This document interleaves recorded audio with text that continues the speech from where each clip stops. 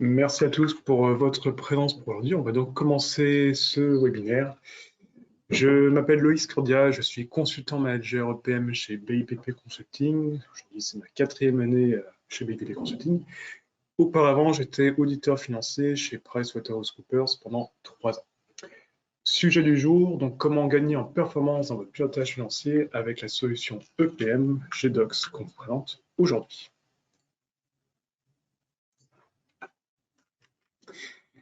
Pour les sujets du jour, donc, je vous présente très rapidement qui nous sommes, qui est BBP Consulting à travers une courte présentation. Puis je remettrai en contexte les enjeux et difficultés de vos services financiers, donc les difficultés qu'ils peuvent rencontrer.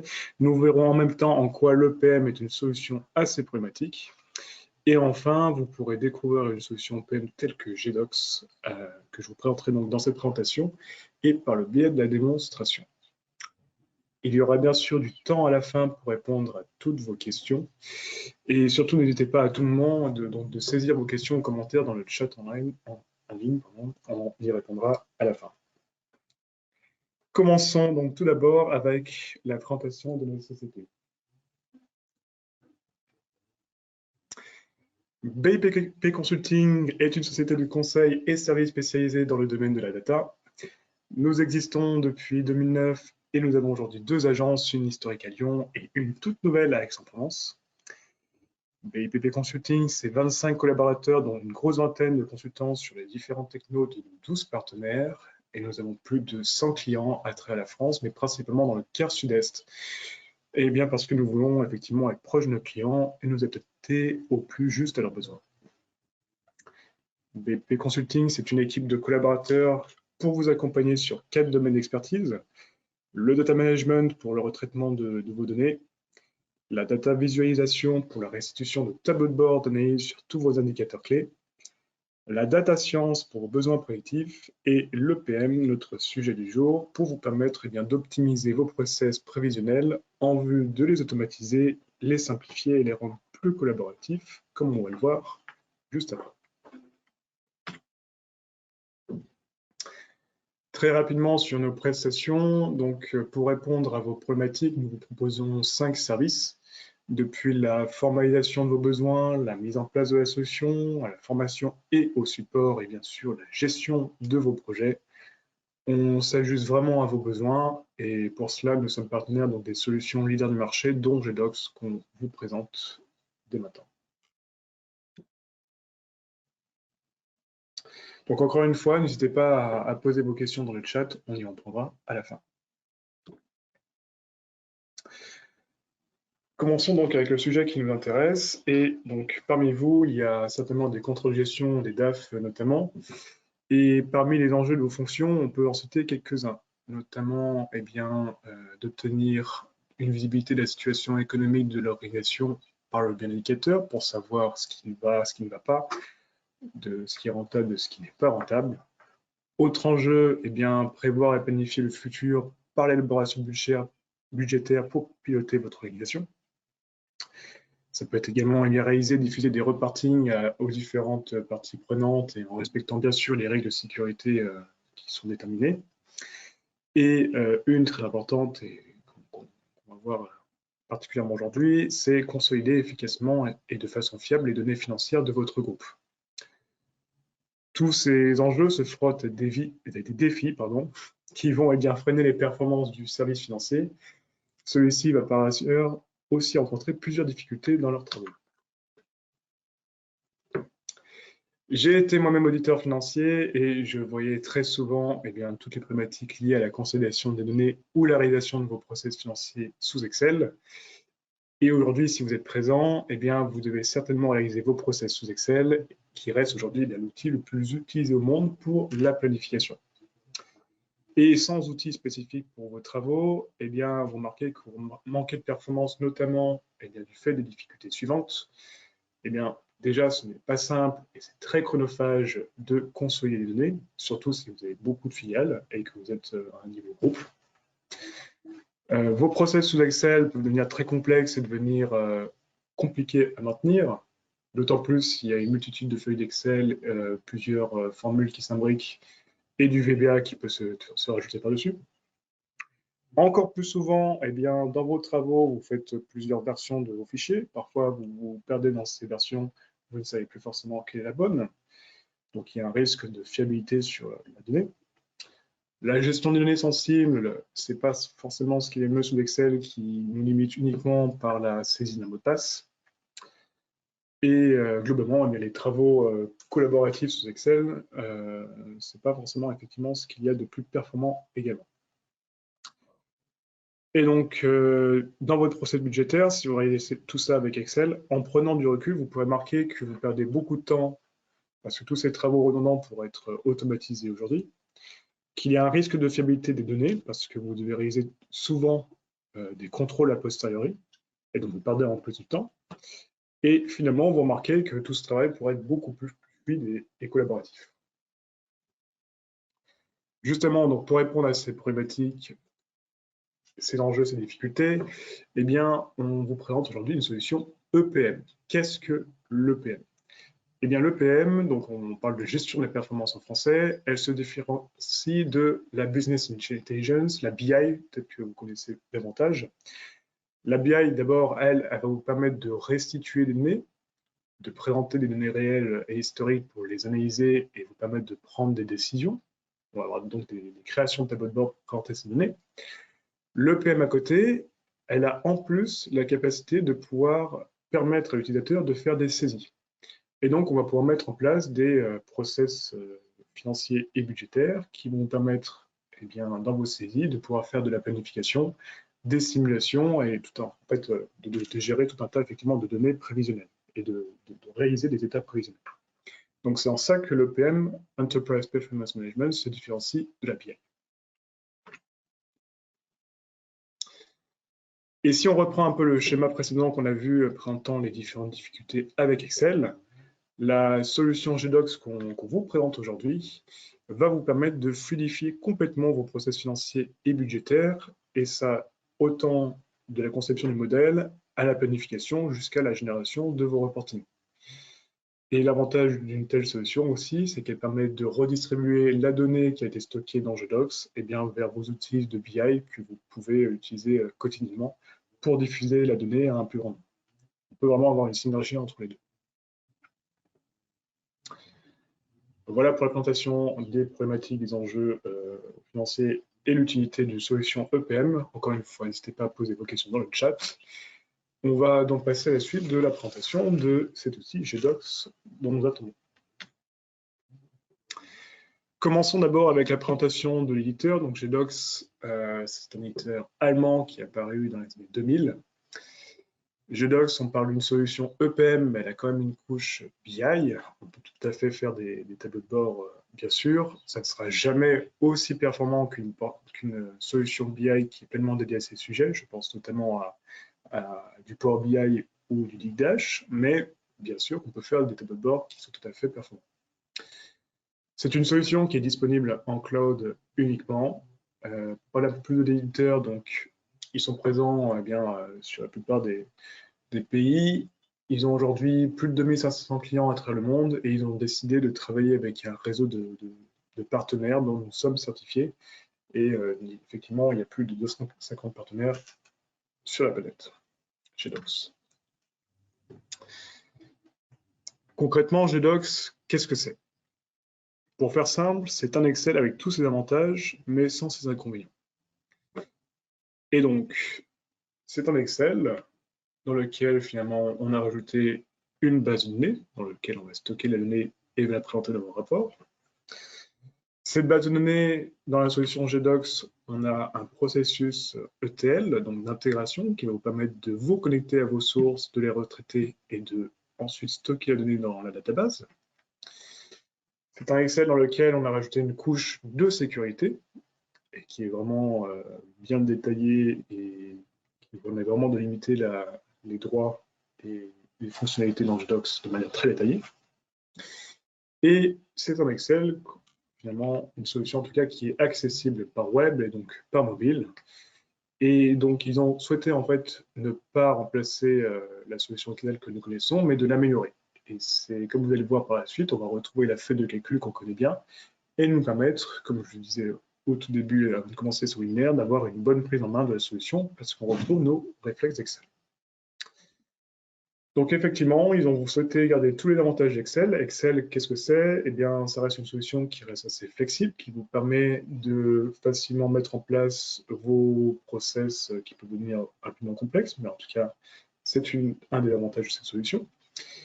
Excel, ça reste simple, effectivement, accessible, tout le monde a déjà utilisé un Excel, et est rapide. Mais Excel, comme on l'a vu tout à l'heure, a plusieurs inconvénients, et je ne vais pas revenir dessus, on a déjà passé un peu de temps dessus.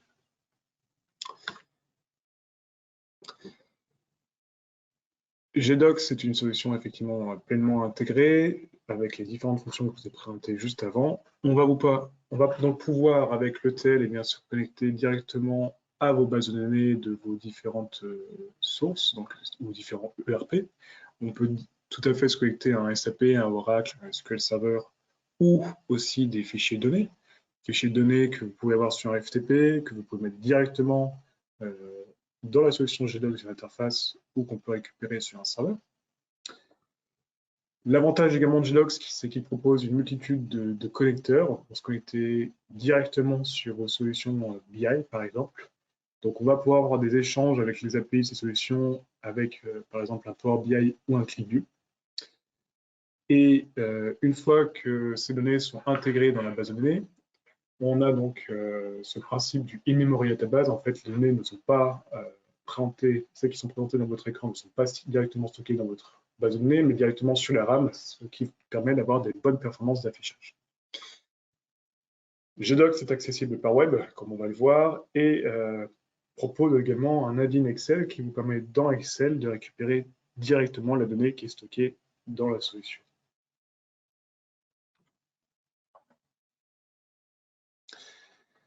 Rapidement, GDocs est une solution pleinement à la table. En tout cas, on le remarque aussi sur ce type de solution EPM. C'est-à-dire qu'on va mettre en place, par exemple, un projet, pourquoi pas finance uniquement au début, en tout cas pour votre service financier. Mais il faut savoir que, effectivement, si vous avez des évolutions à mettre en place, ou il y a des changements, ou si vous voulez déployer cette solution sur un autre service demain, c'est tout à fait la force de ces solutions. Comme on part en fait d'une part blanche et qu'on met en place vraiment par rapport à vos besoins, on peut complètement adapter à n'importe quand ce qui a été réalisé. Donc c'est une des forces de ces solutions et c'est vraiment du sur-mesure finalement qu'on fait, qu'on développe avec un outil tel que GDocs. Donc voilà un peu ce que peut vous apporter une solution EPM telle que GDocs. Donc vous allez pouvoir consolider les données de manière simple et automatique, ça va vous permettre de gagner énormément de temps. La planification devient beaucoup plus simple et collaborative, comme on va le voir aussi avec la démonstration pour tous vos services. Tout va pouvoir s'intégrer effectivement en temps réel et rapidement et en direct, comme on va le voir. Vos données sont fiables et sans erreur, plus besoin de calculs ou de formules complexes. GDocs s'occupe vraiment de tout, et donc il y a des contrôles automatiques et un workflow, pourquoi pas mettre en place un workflow si nécessaire. Tout cela à travers une interface sur mesure définie selon vos besoins, et on va travailler la navigation et l'ergonomie vraiment selon comme vous le souhaitez. Et donc tout cela à travers un outil fluide et performant malgré toute la complexité de votre modèle, comme on va pouvoir le voir juste après. Nous allons donc passer à la démonstration de l'outil.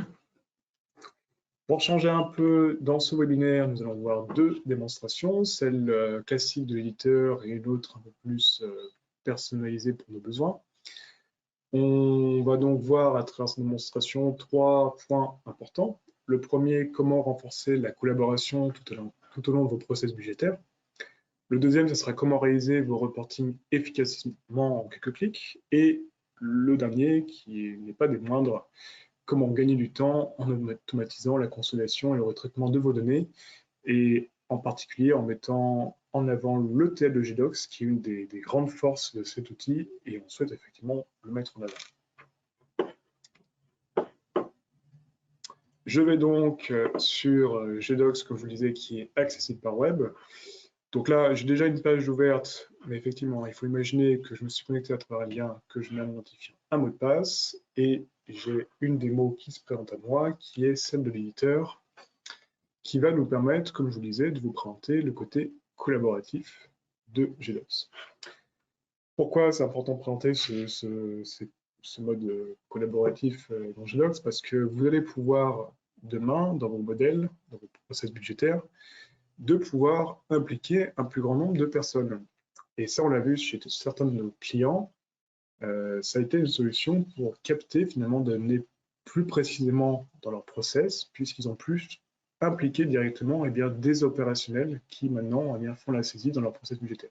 Plutôt que cette information soit directement envoyée au contrôle gestion, que ce soit eux ensuite qui repassent de la saisie, c'est vraiment les opérationnels qui ont plus de connaissances et qui vont pouvoir, par exemple, s'impliquer dans ce process. Dans cette démonstration, on a donc un compte de résultats qui se présente à nous. On est une société, un groupe, pardon, qui revend des boissons à travers le monde. On a notre budget 2023 qui s'affiche là, qui est vide, et on va l'alimenter donc à travers différents process. Donc justement, en parlant de process, donc on retrouve notre PNL qu'on a juste avant, qui est ici. Et dans cette démonstration, on a effectivement plusieurs process qui vont venir alimenter ce PNL.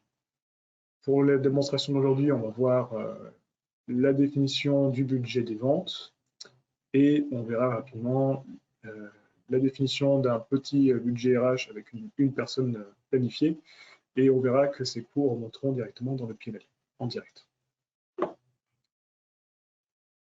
Donc comme je vous le disais, budget 2023 et effectivement on est un groupe qui a plusieurs entités et nous allons donc faire une saisie sur le groupe Beverage LOSAR. Comme je vous le disais, nous allons saisir dans un premier temps le budget des ventes. On retrouve nos axes ci-dessus et on retrouve donc des catégories de produits de boissons, ici des boissons gazeuses pétillantes, eau et hydratation et des jus. Dans ces catégories, si je clique, on voit qu'il y a un panel de plusieurs articles. Et pour ce budget des ventes, en fait, nos commerciaux vont reprendre, parce qu'on est en 2022, on fait le budget 2023, et ils reprennent finalement dans ce process les données de 2021 pour pouvoir faire leur planification. Pour ça, il y a une petite fonctionnalité qui nous permet effectivement de reprendre des données du réel, actual, de 2021. Pour cette catégorie de produits, je fais pareil pour les suivantes. Et donc très rapidement, on voit effectivement que les catégories se remplissent, mais il faut imaginer que tous les éléments en fin également.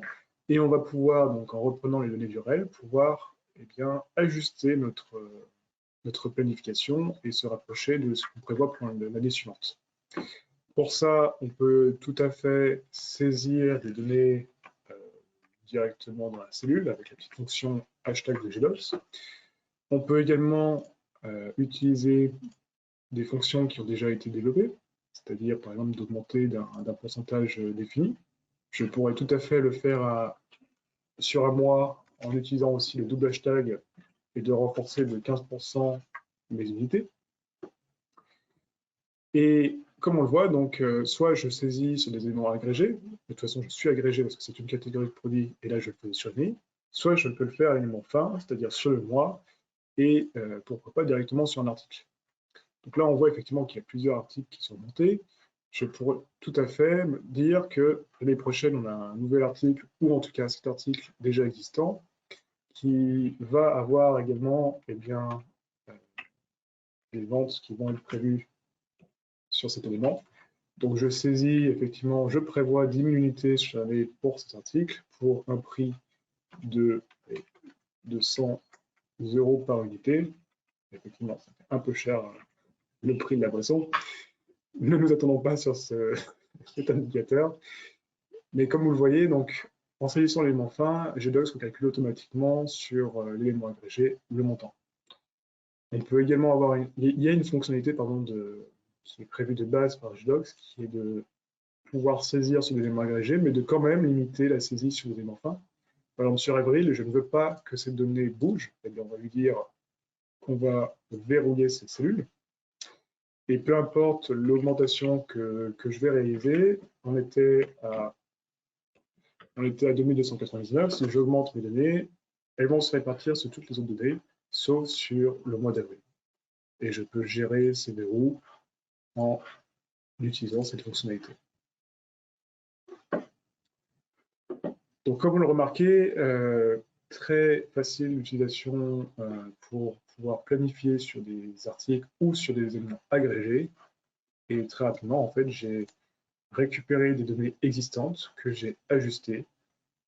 Et de manière très simple, bon, bien sûr, imaginez que dans un process budgétaire, il faut certainement un peu plus de temps pour planifier nos produits pour l'année suivante, mais en tout cas, ça donne une idée des possibilités.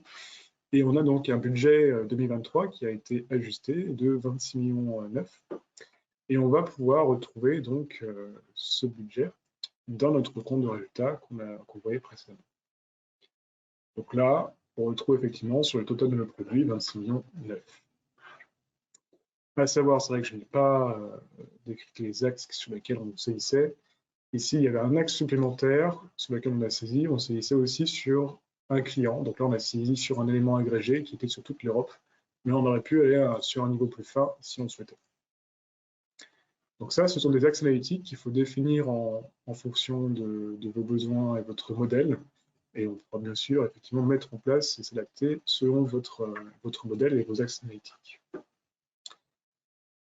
Notre compte de résultat est alimenté pour son budget vente. On va saisir quelques dépenses. Comme je vous disais, on va passer sur la partie RH pour aujourd'hui pour montrer le modèle qui est développé dans cette démonstration. Encore une fois, ce qui vous est présenté, c'est une démonstration de l'éditeur. C'est-à-dire que c'est pour des besoins de démonstration, mais sachez qu'on fait, comme je vous l'ai dit tout à l'heure, on développe vraiment selon vos besoins. Donc, c'est-à-dire qu'on part d'une page blanche et on mettra en place tout ce que vous souhaitez selon votre modèle. Donc, effectivement, il faut se projeter un petit peu. Et si vous avez des questions à ce sujet, n'hésitez pas à les poser dans le chat. Ou sinon, on pourra effectivement, n'hésitez pas effectivement à nous contacter pour vous présenter les solutions qu'on peut apporter à vos modèles pour les améliorer. RH.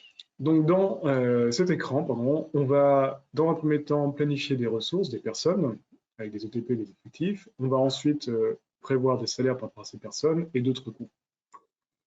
Je vais saisir sur un centre de coûts, cette fois-ci. Là, on va dire que c'est une personne qui est du management, toujours sur notre entité. Il faut, alors dans nos projets clients RH qu'on a pu déjà réaliser, bien sûr qu'on reprend l'existant et le nombre de personnes qui est déjà présent dans l'entreprise pour faire le budget et on rajoute les personnes pour lesquelles on va recruter. Là, dans cette démonstration, effectivement, il n'y a personne de prévu et il faut les rajouter un par un. N'hésitez pas, effectivement, n'hésitez pas. Ne vous en faites pas. Effectivement, normalement, on reprend tout l'existant des effectifs.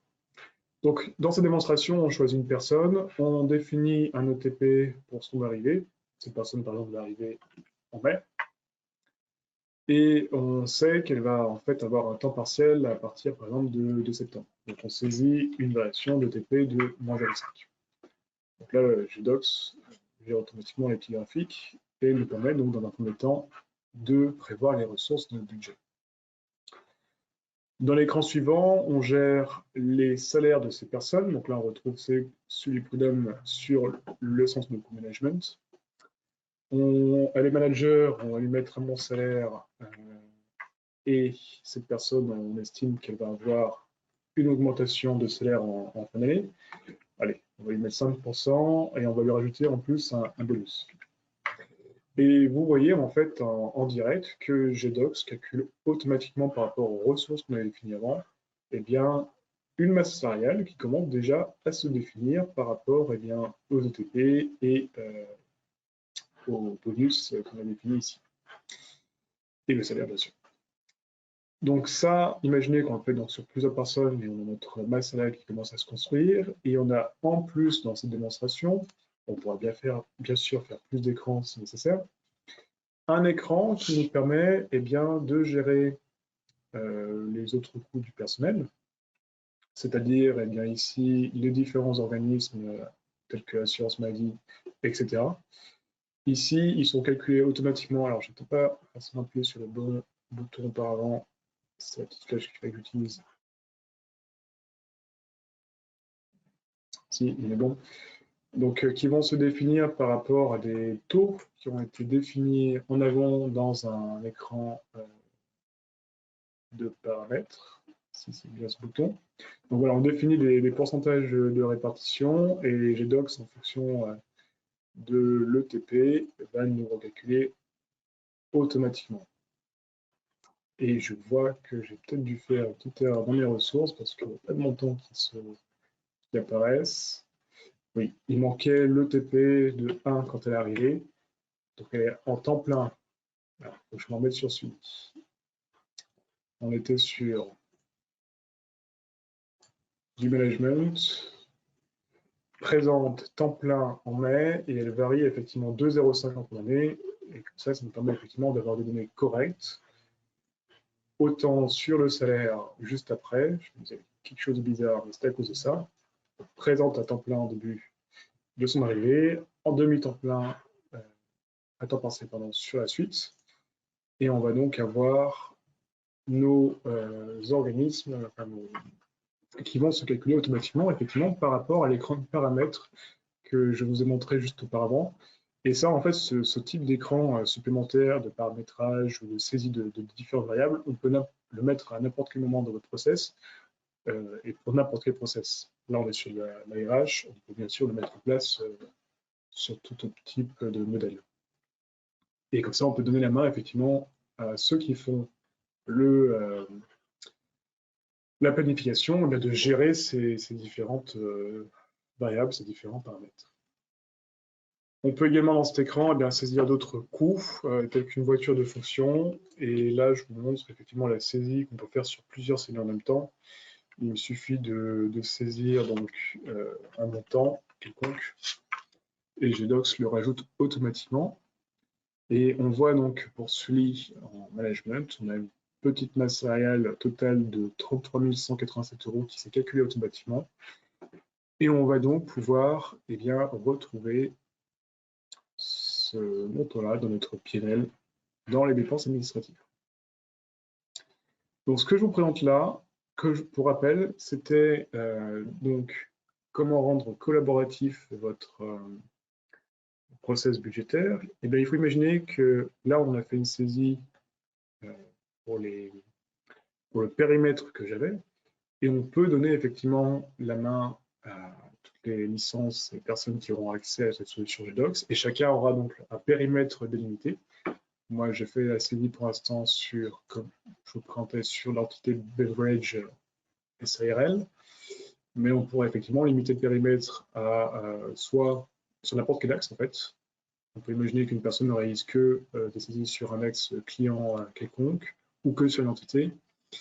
Et donc, en collaborant de cette façon, vous améliorez vos performances dans votre processus budgétaire, surtout s'il est complexe et que vous avez beaucoup de filiales et beaucoup d'acteurs dans ce modèle.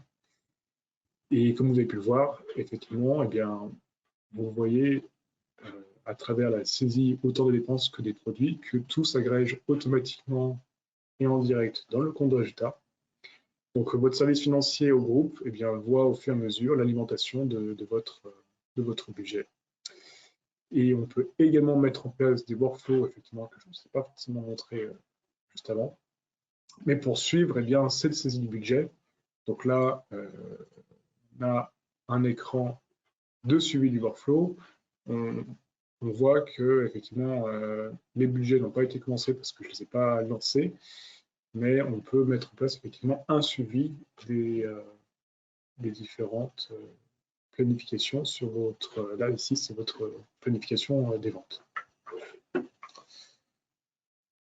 Voilà pour le premier point collaboratif. On avait dit ensuite que je vous présenterai dans une autre démonstration comment réaliser des reportings de manière très efficace et comment gagner du temps dans la consolidation de vos données. Donc ça, c'était la démonstration éditeur. On va en voir une autre qui en fait à la base était un POC, ce qu'on appelle un prototype qu'on avait réalisé pour un client.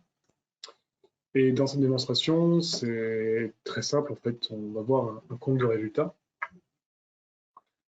Ce compte de résultats pour la société RAM, en fait, on a donc plusieurs entités dans le groupe, donc 3 régions et les entités RAM sur lesquelles on est.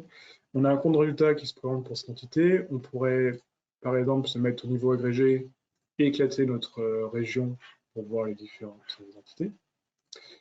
Et donc, on a un compte de résultat qui se présente à nous avec les différents SIG sur l'intermédiaire de gestion de notre compte de résultat et on peut rentrer au détail si on le souhaite. Pour ce POC qui a été fait initialement, en fait, donc le client souhaitait saisir son budget de manière très simple, en fait, directement sur le seul intermédiaire de gestion du compte de résultat. C'est-à-dire que, eh bien là, sur 2021, il peut directement saisir, soit en agrégé, soit directement à l'élément fin, eh bien, ces éléments.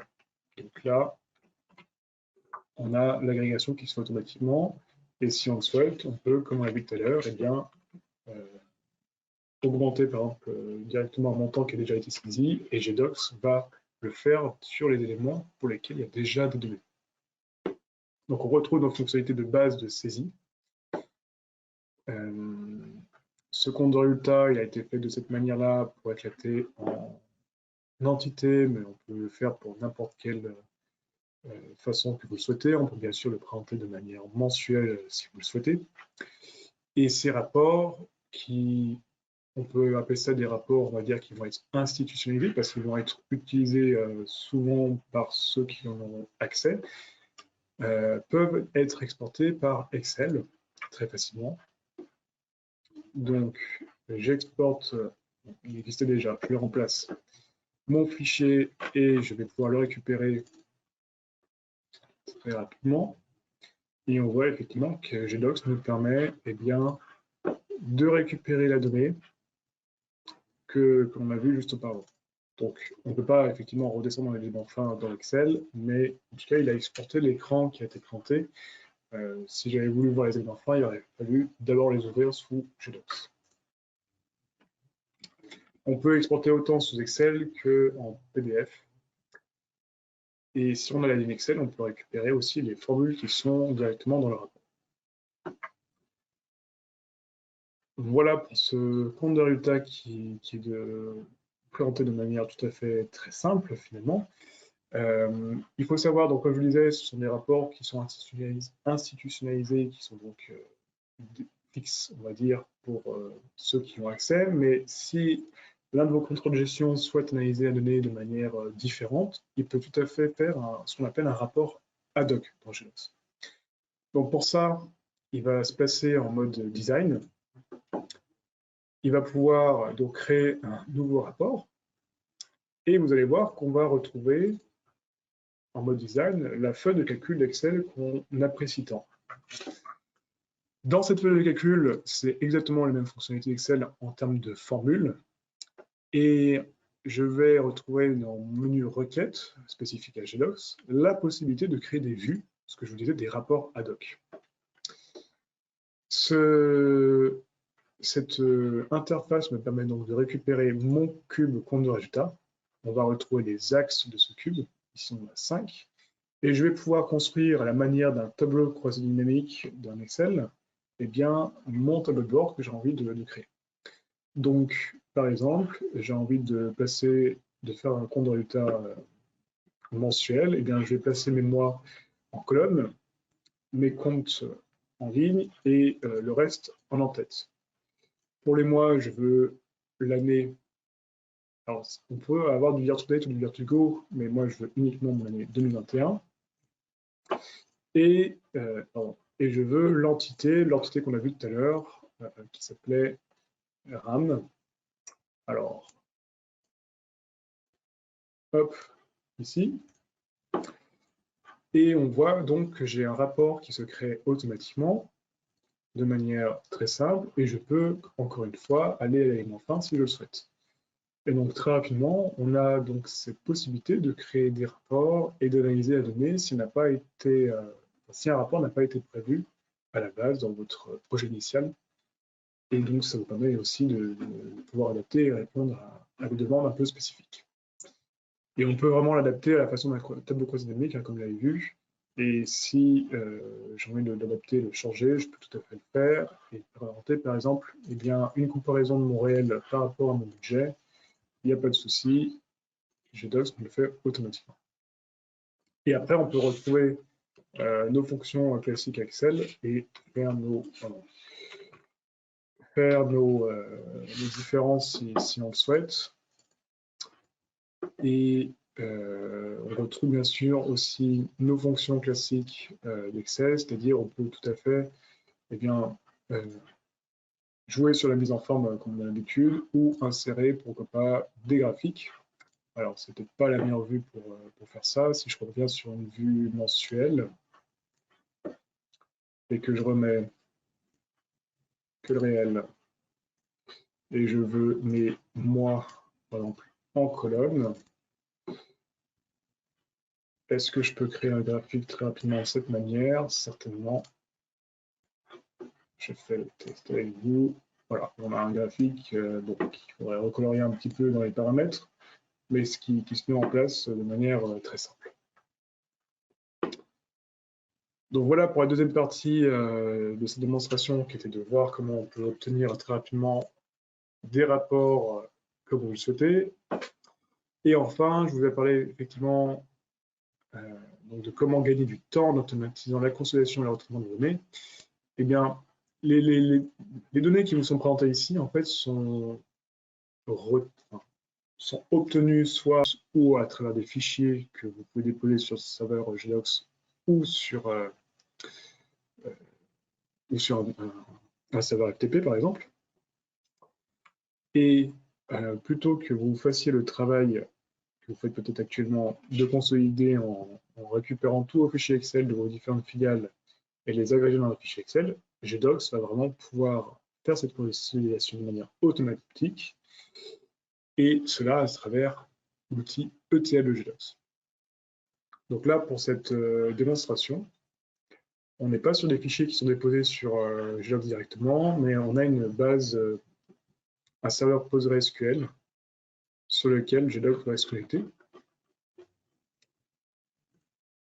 Donc c'est vrai que là je suis un peu descendu de manière trop fine, mais donc on arrive dans le côté ETL de GDocs et on voit qu'on charge donc notre cube compte de résultat de cette manière-là. Donc je souhaite vous parler de l'ETL de GDocs parce que c'est une de ses forces. On intègre aussi d'autres solutions du marché et ce n'est pas forcément ce côté retraitement et ETL n'est pas forcément aussi développé. L'avantage de GDocs, donc, c'est que vous allez pouvoir être complètement en fait, autonome sur la partie retraitement et connexion aux sources de données. Ça ne va pas vous obliger à passer par une autre solution pour retraiter vos données. Et l'avantage aussi de cette solution, c'est qu'on voit très facilement, comme vous voyez sur la droite, eh bien, de manière visuelle, toutes les phases de connexion, de retraitement et d'extraction. Donc en bas de la pyramide, on est sur en bleu clair la connexion à nos sources. Comme je vous disais, on est sur une connexion PostgreSQL. En jaune, on va avoir nos différentes extractions. Donc là, on va ici, avec du code SQL, récupérer notre donnée sur notre serveur PostgreSQL. Comme je vous le disais, on pourrait très bien se connecter à des fichiers sources et on pourrait aussi retraiter ces connexions à ces fichiers sources avec du SQL. Et en vert foncé, vous avez ensuite tous les modules de GDocs qui vous permettent de manière assez ergonomique de pouvoir retraiter vos données. Donc là, j'ai des retraitements qui sont effectués. J'ai des sources qui vont pouvoir s'agréger, se normaliser. Tout cela pour avoir en fait une donnée qui va se préparer selon mes axes analytiques de mon cube et être retraitée et propre pour pouvoir être chargée dans mon cube. Et comme je le disais, donc on a tout un tas de petits modules dans GDocs qui nous permettent de faire ça. Et si ces modules ne permettent pas de le faire de manière naturelle par les fonctions qui sont prévues, on a encore la possibilité de pouvoir écrire du code notamment avec le langage Groovy, qui est un similaire à du Java, qui permet du coup de faire tout ce que vous souhaitez. Donc ça, c'est une des forces de GDocs, comme je vous disais. Et avec cet ETL qui va pouvoir se lancer de manière périodique, on a aussi un gestionnaire des tâches, un planificateur des tâches dans GDocs, qui va pouvoir lancer de manière périodique ces tâches. Eh bien, ça va vous permettre de vous faire gagner énormément de temps, comme je vous disais, de pouvoir récupérer vos données, les retraiter, les consolider et mettre en place toutes les règles que vous souhaitez pour pouvoir avoir vos données préparées dans la database de GDocs et pour pouvoir les afficher bien, dans les rapports qu'on vous a présentés aujourd'hui. Et bien voilà pour cette démonstration. Comme je vous le disais, n'hésitez pas à poser vos questions dans le chat, c'est justement maintenant qu'on va prendre le temps d'y répondre. Alors je vais reprendre de mon côté le chat et voir si vous en avez posé.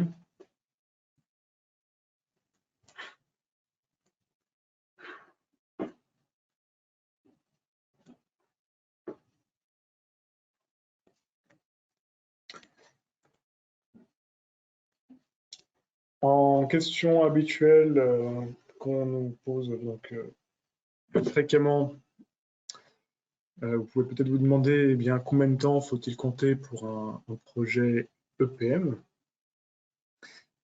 Et la réponse classique qu'on vous fait habituellement, eh bien, c'est que tout dépend de votre projet et de la complexité de votre modèle. Mais justement, ce qu'on vous propose généralement, eh bien, c'est, après un premier contact, de faire une petite heure de cadrage de vos besoins, de vous présenter ainsi vos process actuels. On voit un peu la complexité du modèle et on vous fait un retour et un chiffrage du coup du temps qu'il faudrait pour développer ce projet. Généralement, il faut compter 2-3 mois pour un petit projet et ça peut bien sûr s'étendre à beaucoup plus, 6 mois et plus pour des projets de plus en grande envergure. Le 2-3 mois, c'est pour un petit projet RH par exemple. Et bien sûr, tout dépend de la complexité de votre modèle, encore une fois. Autre question habituelle, eh bien, ça peut être le nombre de jours de formation qui sont à prévoir pour un projet de ce type.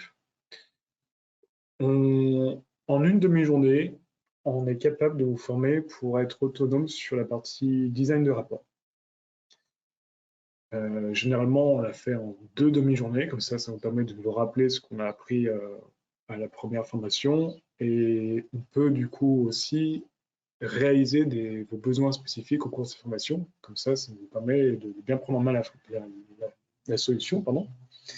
Et comme je vous le disais, effectivement, cette solution est facilement, voilà, la prise en main est tout à fait agréable du fait de retrouver nos réflexes avec Excel, et c'est ce qui nous permet effectivement de proposer des formations assez courtes.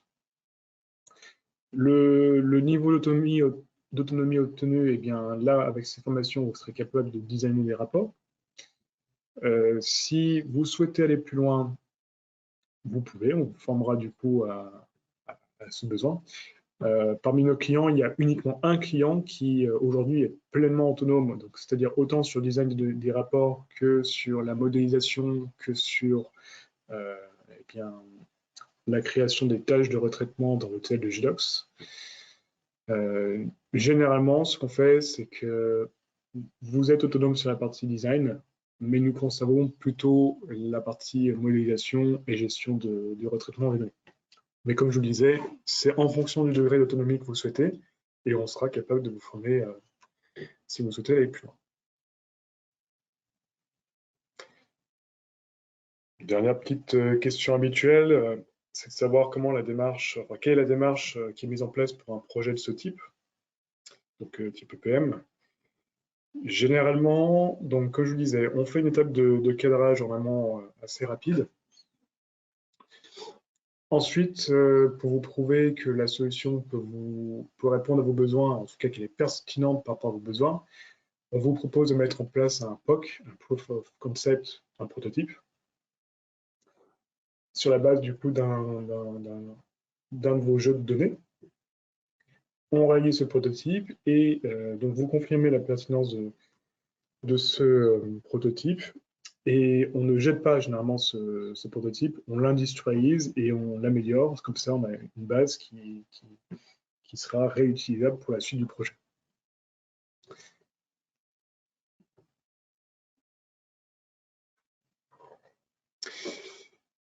Eh bien, écoutez, pas de questions supplémentaires pour aujourd'hui. Nous allons donc finir ce webinaire. Donc, pour rappel,